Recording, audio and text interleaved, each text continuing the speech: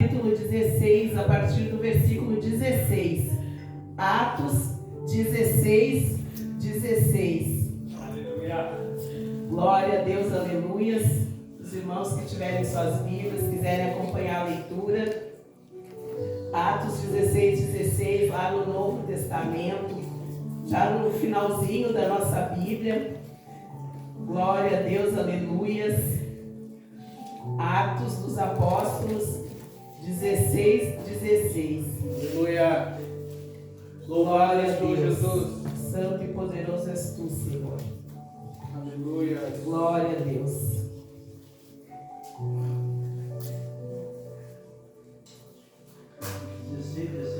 Isso, Atos 16, 16. Glória a Deus. Aleluia. Todos acharam? Aleluia. Amém. Glória a Deus. Louvado és tu, Jesus. Glória a Deus. Amém. Aconteceu que, indo nós para o lugar de oração, nos saiu ao encontro uma jovem possessa de espírito adivinhador, a qual adivinhando dava grande lucro aos seus senhores. Seguindo a Paulo e a nós clamava, dizendo: estes homens são servos do Deus Altíssimo e vos anunciam o caminho da salvação. Isso se repetia por muitos dias. Então, Paulo, já indignado, voltando-se, disse ao Espírito: em nome de Jesus Cristo, eu te mando, retira-te dela. E ele, na mesma hora, saiu. Glória a Deus. Pode estar tomando seus assentos. Glória a Deus. Então, essa palavra vai dizer, né, que Paulo estava lá na cidade de Filipos, e ali, então, ele estava indo para um lugar de adoração. E aí, enquanto ele se dirigia para esse local, vinha uma mulher que já há alguns dias seguia eles ali, e sempre ela ficava dizendo, né, esses homens são servos do Deus Altíssimo, esses homens são servos do Deus Altíssimo. E o que ela estava dizendo não era nenhuma mentira, porque realmente, né, Paulo e Silas eram servos do Deus Altíssimo. Porém, Paulo, por ser um homem de oração, Paulo e Silas, quando a gente tem essa intimidade, né, quando somos pessoas de oração, Deus nos revela o oculto e o escondido. Então ali Deus revelou a Paulo e Silas que aquele espírito que estava naquela mulher não era um espírito vindo da parte de Deus, né? Era um espírito de adivinhação. Então ali ela estava possessa por esse espírito. Então Paulo chega e repreende esse espírito em nome do Senhor Jesus. Olha o poder que tem, né? Tudo que a gente fala em nome de Jesus, tudo que a gente clama em nome de Jesus, tudo que a gente determina, que a gente ordena em nome de Jesus, o nome sobre todo nome, o poder que há nesse nome. Então ali, na mesma hora que ele clamou em nome de Jesus Cristo, eu te mando, retira-te dela, o espírito então saiu daquela mulher. Então ali os homens ali que tinham aquela mulher como sua escrava, né, eles se revoltaram grandemente, porque no momento que aquele espírito sai daquela jovem adivinhadora, eles perdem o dinheiro que eles ganhavam através dela, porque ela ia fazendo aquelas adivinhações ali e as pessoas pagavam por isso. Então eles se revoltaram grandemente contra Paulo e Silas, e ali eles fizeram uma acusação falsa sobre eles e fez com que todo o povo ficasse contra eles. E ali eles foram açoitados em praça pública ali, né? Então ali vai dizer, né, que levando aos pretores disseram: esses homens, sendo judeus, perturbam nossa cidade, propagando costumes que não podemos receber e nem praticar porque somos romanos, né? Então vai dizer que a multidão se levantou contra eles e, rasgando-lhes as vestes, mandaram açoitá-los com varas. Então aqui o que nós vemos, né? Que muitas vezes aquilo que aparentemente é algo bom, na realidade não é. Poderíamos dizer que aquela mulher não estava fazendo nada de mal, dizendo que eles eram homens de Deus, mas ela estava sendo usada com esse intuito, porque naquela época ali, eles ficavam ali, César ali, tinham poder, eles achavam assim, eles adoravam outros deuses, né? E César eles viam como Senhor. Então, quando essa mulher disse, esses homens são servos do Deus Altíssimo, ela estava dizendo, eles não servem o mesmo Deus que nós, eles são contrários a nós, eles têm outra crença, eles têm outro Deus, né? E ali ela já estava, ali maliciosamente colocando o povo contra eles. E ali, quando aquele espírito sai dessa mulher e os donos dela, os senhores dela ali, viram que tinham perdido tudo, se revoltaram contra Paulo e Silas e mandaram açoitar a eles, né? E colocá-los na prisão.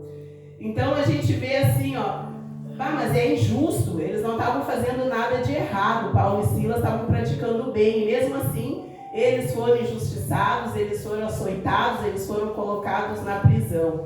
Isso mostra que mesmo nós, quando estamos no caminho certo, fazendo as coisas corretas, isso às vezes não impede que nós também sejamos injustiçados, que nós sejamos ali caluniados e que nós venhamos a passar por situações que entristecem a gente, que desanimam, que desmotivam a gente. Só que Paulo e Silas, mesmo sendo jogados na prisão, por volta da meia-noite eles estavam ali, imagina quanta dor eles estavam sentindo após aquele açoite todo ali, a humilhação que eles passaram em praça pública perante todos. Mesmo assim, ao invés de estar lá na prisão, ali lamentando, murmurando, reclamando, não. Eles começaram a orar, eles começaram a entoar louvores a Deus, adorar a Deus, porque eles sabiam que, independente da situação que eles estavam vivendo, Deus estava ali junto a eles não tinham dúvida nenhuma disso. E nós também podemos ter essa certeza, essa convicção. Não importa o problema que estejamos passando, pode ser uma enfermidade, pode ser ali muitas vezes um problema familiar, um problema de relacionamento, um problema de desemprego, uma situação financeira, uma dificuldade financeira, seja qual for o problema que nós estamos enfrentando, Deus, Ele está sempre conosco, Ele nunca se afasta de nós, Ele nunca nos abandona. Então ali vai dizer, né, que enquanto eles estavam ali por volta da meia-noite, louvando, adorando, cantando louvores a Deus, os demais companheiros da prisão estavam escutando, estavam só observando eles, como é que eles agiam no meio de toda aquela situação. Há pessoas à nossa volta que também estão ali, nos observando, vendo como é que nós reagimos diante da situação. Porque é muito fácil louvar, adorar a Deus, dar testemunho quando Deus opera na nossa vida ali conforme aquilo que a gente espera, aquilo que a gente quer. Quando Deus nos abençoa, quando Deus ali, Ele faz coisas que nós queremos ali, abençoa com uma porta de emprego, com um bom trabalho, com alimentos, enfim, com uma vida tranquila. É fácil adorar, louvar a Deus, mas quando a gente está no vale, quando a gente está no deserto, quando a gente está na fornalha, como é que a gente se comporta? As pessoas à nossa volta, a nossa família, os nossos vizinhos, nossos colegas de trabalho, eles estão só observando o nosso comportamento nessas horas. E como é lindo quando a gente está ali nesse processo, muitas vezes de deserto, de luta e de prova, a gente está dando um bom testemunho do nome do Senhor, a gente continua louvando, a gente continua exaltando, a gente continua ali professando o nome de Deus. O carcereiro, ele tinha ali recebido ordens de tomar conta daqueles homens ali, cuidar o máximo possível, porque aqueles homens não podiam sair da prisão. Só que quando eles começam a louvar, então o que acontece? Os alicerces da prisão são abalados, abrem-se todas as portas, né, e soltaram-se as cadeias de todos os presos, não só de Paulo e Silas, mas de todos.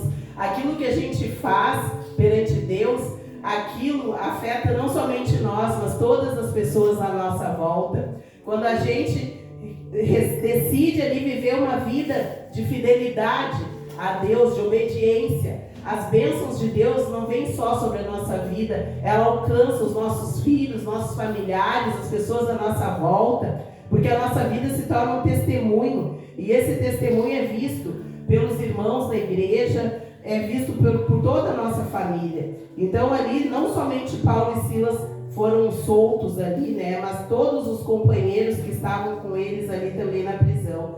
Quando o carcereiro viu aquilo, ele pensou em se matar. Ele pegou a espada e ele ia tirar a própria vida, porque ele pensou, esses presos que foram soltos, vai ser requerido de mim. E o que eu vou dizer? Então ele pensou em se matar, né? Mas Paulo chega e diz para ele, né? Paulo brada em alta voz, não faças mal nenhum, porque todos nós estamos aqui.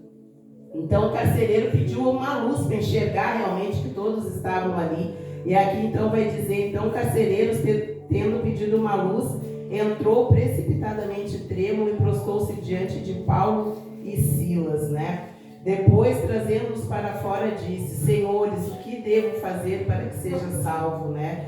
Então ali Paulo e Silas, eles dizem ali, né, uma resposta que eu acho muito emblemática aqui, né, e que resume muito, né, a vida do cristão, que diz, crê no Senhor Jesus e será salvo tu e a tua casa. Porque quando a gente crê em Jesus, a gente crê nas promessas dele, a gente vive uma vida de obediência, a gente tem fé, a gente crê, e essa fé, essa crença, ela nos move, e ela faz com que nós nos tornamos pessoas diferentes. A luz de Deus em nós faz com que a gente venha se destacar no meio das pessoas. As pessoas às vezes não entendem como é que a gente está louvando em meio à dor, como é que a gente está adorando em meio à prova, como é que a gente continua orando, né? E a gente não renuncia a esse Deus. Tudo isso só é possível quando a gente crê de verdade, quando a gente tem essa crença.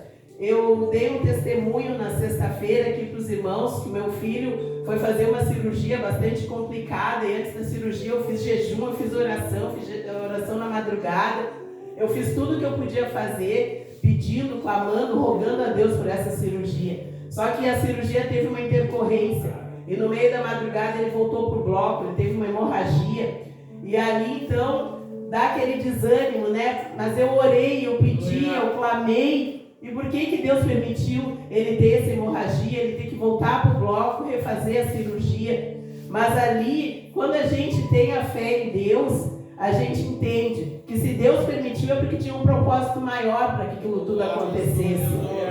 Então ali, quando eu soube a notícia que ele havia voltado para o bloco, que ele havia tido essa complicação, havia tido essa hemorragia, ali eu entendi. Deus quer falar alguma coisa, Deus quer fazer alguma coisa, eu não entendo o que é, mas um dia a gente vai entender. E aí então eu falei para os meus familiares, Deus está no controle e isso basta. Eu não sei o que ele vai fazer, mas ele vai fazer o melhor, porque a vontade de Deus ela é boa, perfeita e agradável. Muitas vezes a gente acha que Deus tem que fazer aquilo que a gente quer e do modo que a gente quer, só que normalmente Deus age de um modo diferente. Mas a vontade dele, a gente tem que ter essa certeza sempre, que ela é boa, perfeita e agradável.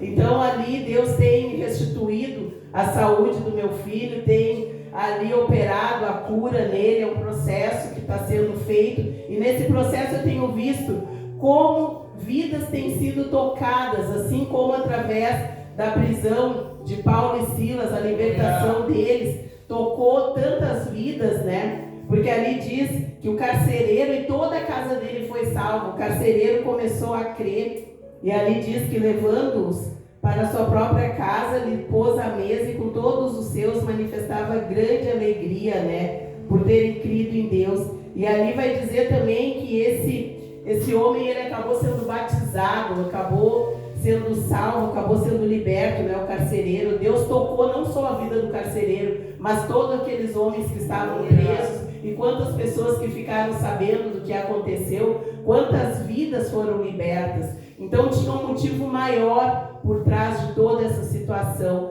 Ali Paulo e Silas nos mostram uma lição importante, que a gente tem que crer sempre. Crer, independente da situação, mesmo que as coisas não estejam saindo como a gente esperava. A gente tem que continuar crendo sempre. Ali eles mostram. E durante a prova, eles nos ensinam um jeito que a gente tem que passar pela prova. É orando, é adorando a Deus.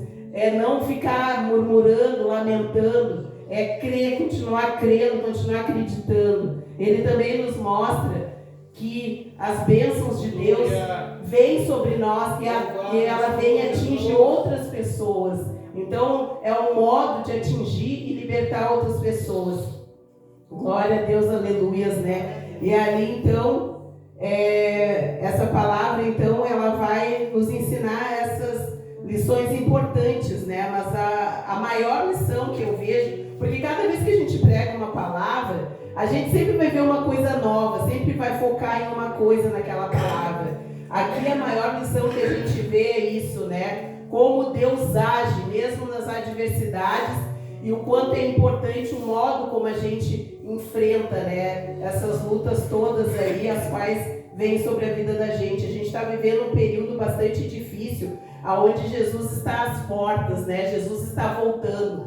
A gente vê toda a Bíblia se cumprindo, tudo aquilo que é dito lá em Mateus, que antecederiam, né? Os sinais que antecederiam a volta de Cristo, guerras, rumores de guerras, o amor esfriando nos corações, os filhos rebeldes, né, assim, não respeitando os pais, as pessoas não tendo temor, não tendo amor, e aí a gente vê todas essas coisas acontecendo, né? Então as pessoas muitas vezes elas não entendem o que está acontecendo. Então a gente sabe, Jesus está voltando. Então Deus já tinha dito que seria assim.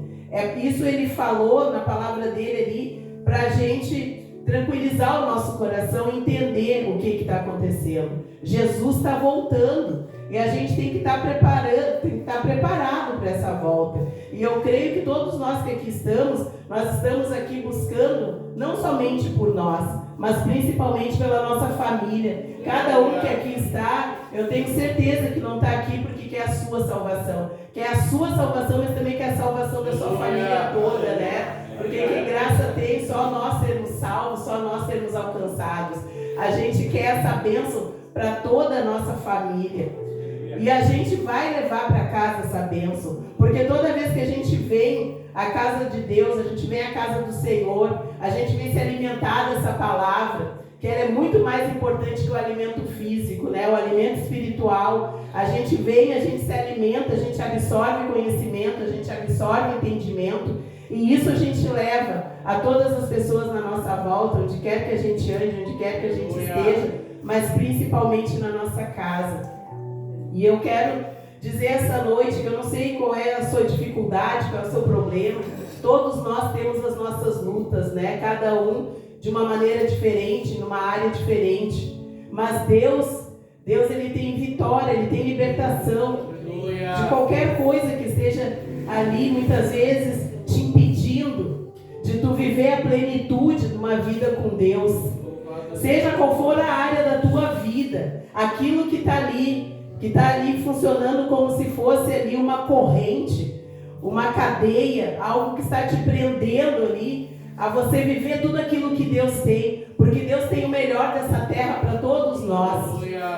Nós, como seus filhos, Ele promete que nós viveríamos o melhor dessa terra. Então, talvez tenha algo na tua vida ali que está funcionando ali como uma prisão, algo que está te impedindo de viver essa plenitude. Mas eu declaro em nome de Jesus que essa noite Deus colocou isso por terra.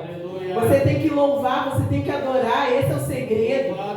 É crer. Quando o carcereiro pergunta, o que eu tenho que fazer para ser salvo? Crê e será salvo tu e a tua casa. Quando tu crê, tu descansa no Senhor. Tu não te deixa abater. Tu sofre, sim, mas aquele sofrimento é momentâneo. Tu não carrega aquilo contigo como um fardo, como um peso. Até porque o Senhor Jesus disse, lançai sobre mim os vossos fardos.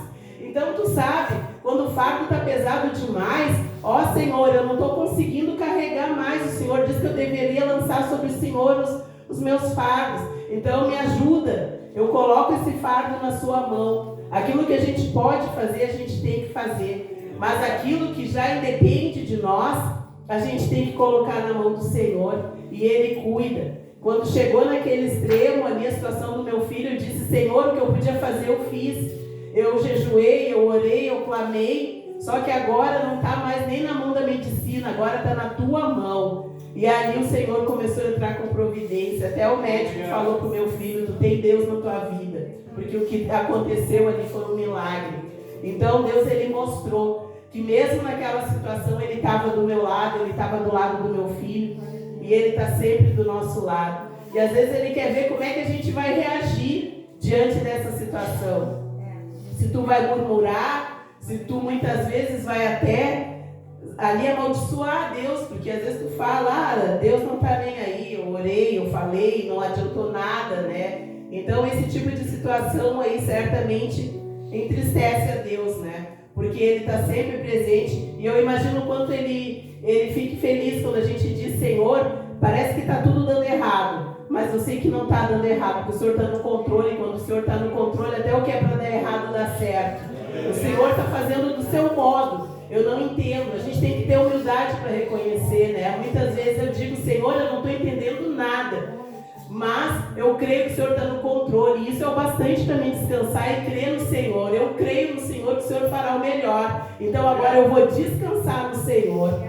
E esse tipo de palavra diante de Deus reflete a nossa humildade diante dele, e Deus se agrada do coração humilde, né?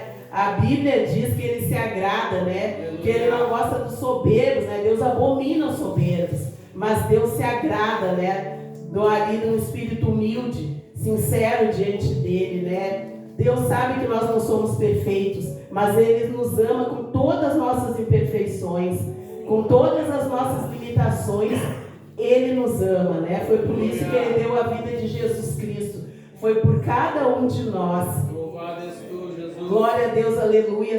Então a gente tem que continuar ali, seguindo em frente, jamais desanimar, jamais esmorecer. Imagina, né, aquele louvor de Paulo e Silas, aquilo assim, ali diz, né, que entra com um aroma agradável nas narinas do Senhor, um louvor que é entoado com sinceridade, com verdade, né, diante do Senhor, né, que diz que Deus procura os verdadeiros adoradores que o adoram em espírito e em verdade. Então, vamos adorar diante das situações, diante das provas, diante das lutas. O dia que eu mais adoro a Deus é o dia mais difícil. É aquele dia mais cinzento, é aquele dia de maior dificuldade, é o dia que eu coloco os louvores e eu louvo e adoro a Deus. E como depois, assim, tu sente uma paz, né? A paz que excede todo entendimento, a paz que só o Senhor pode dar. E ali, como o irmão falou, né, quando Deus está no controle, como é lindo de ver a palavra ali, o qual o pastor falou, de Isaías ali, 41:10, essa palavra, quando eu estava lá no hospital, com meu filho ainda sedado e tudo, ali entrou uma mensagem para mim, com essa palavra de Isaías 41:10.